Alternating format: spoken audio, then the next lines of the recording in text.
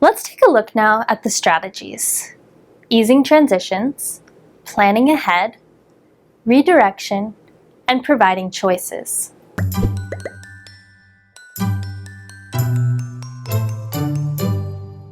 Okay, so let's review the key concepts for structuring the environment to prevent misbehavior. Parents can help children manage their behavior with clear and consistent schedules, routines, rules, and directions. You can even intervene before behavior problems start to prevent misbehavior. And strategies that focus on helping children manage their feelings can help prevent misbehavior. Easing transitions. Changes to the daily schedule and changes from one activity to the next, or transitions as they're often called, can be hard for children. You can make transitions easier by giving your child a heads up about what they can expect to happen next. So Elias, when we get outside, there's going to be a lot of busy cars and a lot of people. And time warnings before changes. For example, you may pick up your child from school and tell them, first we're going to go to the grocery store on our way home, and then we're going to go home and cook dinner. You can also tell your child in advance. Okay, so we're going to the store, okay? When you know there will be a change in the regular routine or schedule. You can also give specific time warning that a transition or a change is coming soon. For example, if your child is playing and it's going to be bedtime soon, you might say, Elias, 5 more minutes and then we have to clean up for bedtime. If sharing is hard, you can give your child a 5-minute warning before their turn is up. Right now, your turn is with this side and Zia's turn is with this side. You have 5 more minutes with the toy, and then it's your brother's turn. A second reminder as the change approaches is often helpful as well. You have 1 more minute, and then it's your brother's turn. Planning ahead. You also want to think about specific activities or times of day that are harder for your child. For example, if you're going to the doctor and there may be a long wait, you can bring a small toy or activity for them to do. Should we play trains or read a story? And a snack. All right. Or, if your child has trouble keeping his hands in the cart at the store, you might give them an easy task, like, help me find the bananas, or count 3 apples for me. Giving your young child a job to do when there are errands or chores, like making dinner or doing laundry, makes them feel involved in the activity with you and keeps them focused on positive activities. You can use positive attention, communication skills, redirection, and other strategies we've learned here as well. Redirection is a great strategy to try and help your young child cope with difficult emotions and to prevent behavior problems. The more you can help your child this way, the more they will learn these important regulation skills themselves. It's easier to redirect and change a child's behavior before it becomes a problem than to stop a problem behavior. Rather than telling your child no, tell them what you want them to do instead, or give them an alternative action they could try. Consider this example. If you see your child is reaching to throw hard blocks, you might hand them something that is okay to throw, like a ball, and say, here, throw a ball. Balls are for throwing, and blocks are for stacking. You can also direct your child to use their words and model how to ask for help or a toy if your child seems to be getting frustrated or wants to grab something. Okay, take a deep breath. Let's talk to Zia about it, okay? Redirection can help your child tolerate difficult feelings, especially in times of change or transition, like cleaning up toys or leaving a fun activity or place. You can help your child manage feelings of disappointment or frustration by giving them a heads up that a change is coming and reminding them of what's coming after. For example, if the child is playing and it's going to be time for bed soon, you might say, okay, you have 5 more minutes until it will be time to clean up so we can read our story for bed. When the change comes and they start to have a difficult time, you can help redirect their attention and feelings to what they can look forward to next. What story do you think you're going to pick for bedtime tonight? By redirecting their attention to details of the next activity, you can help your child more easily transition from one activity to the next. Providing choices. A last strategy for preventing misbehavior is providing choices whenever possible.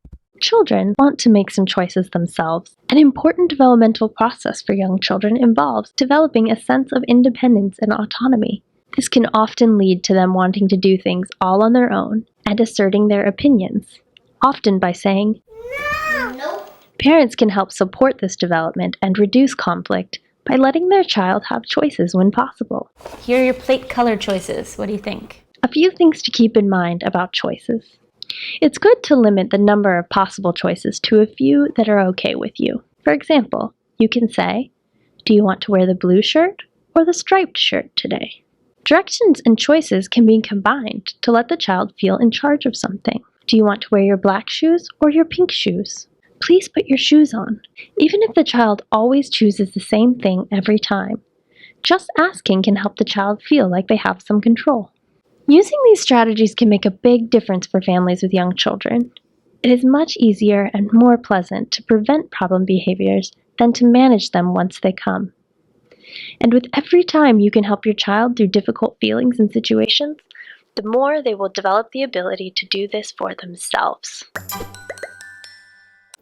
After watching the strategy video with the parent, it's time to prepare together for using these skills at home. Specific skills to demonstrate in this strategy session are easing transitions, planning ahead, redirection, and providing choices. Helping parents prepare to use the skills at home will be similar to working with them on establishing family rules and routines. Use the strategy worksheet to help them identify specific activities, times of day, and situations that may be particularly hard for their young child. Pre-nap, pre-bedtime. Some parents may not have spent much time reflecting on what situations trigger difficult behaviors for their child and may need help doing this. The strategy video may have given them some idea, but you can also help by suggesting triggers that are very common for many young children to help stimulate the parent's own brainstorming. You know, what's a problem, or what's a hard time of the day? Good examples of triggering times for young children are having to clean up, being told they can't have or do something, taking turns, being really excited about something, stopping a favorite activity, unanticipated changes in their routine, having to wait in lines for buses, for their turn, for food, for an appointment, while parents are completing a chore, errand, or task. Once the parent has this list, ask them to think about some strategies they can try for each situation to help their child. Once the parent has this list, ask them to think about some strategies they can try for each situation to help their child.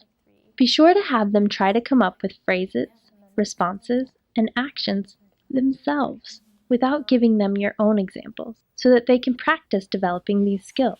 Once they've provided their initial ideas, you can help by giving feedback and additional ideas. Do you find it's a problem only when you're using public transportation, or that following directions is a big issue for you at home? Reflect with them on these ideas. What would they say and when? Why would it be helpful for their child? See how you can help the parents gain mastery over the skills. What does this mean to anticipate problems? Right. And yeah, just pre-nap, pre-bedtime. I feel like my daughter is more sensitive, more likely to be upset, triggered by her sister. So anticipating that, I could, make sure that I've thought about things that would help that situation.